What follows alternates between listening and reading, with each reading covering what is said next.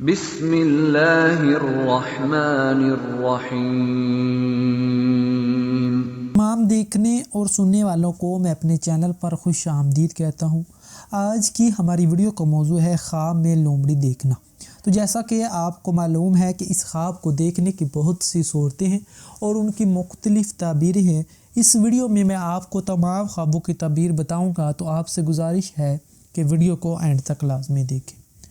خواب میں لومڑی دیکھنا یہ کسی دوست یا رشتہ دار کے مکر و فریب میں آنے، شریک حیات سے لڑائی جھگڑا ہونے، تنگ دست ہونے اور دھوکہ کھانے کی نشانی ہے۔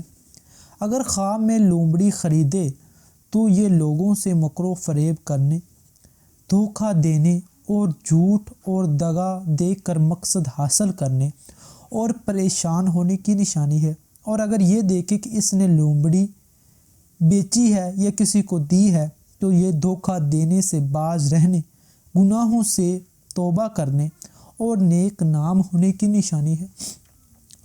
اور اگر لومڑی کو حملہ آور اپنے آپ پر دیکھے تو یہ کسی کے فریب میں آنے یا کسی سے دھوکہ کھانے، بیمار ہونے اور مقروض ہونے کی نشانی ہے۔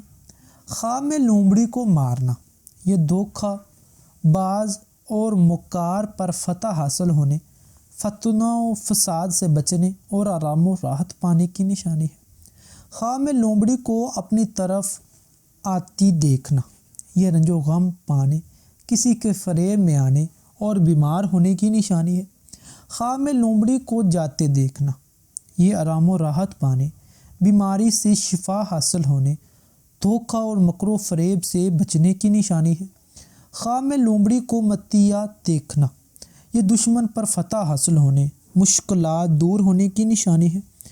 خواب میں لومڑی کو دیکھ کر بھاگ جانا یہ فتنوں و فساد سے بچنے اور کسی قریبی اور دھوکہ باز سے دور رہنے کی نشانی ہے۔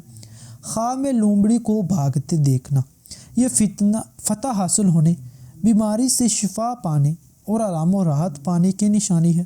خواب میں لومڑی کا دودھ پینا یہ مال و دولت حرام کھانے، دشمن سے رنج پانے کی نشانی ہے۔ خواب میں لومڑی کا گوشت کھانا یہ کسی دھوکے باز یا فریبی کا مال کھانے کی نشانی ہے۔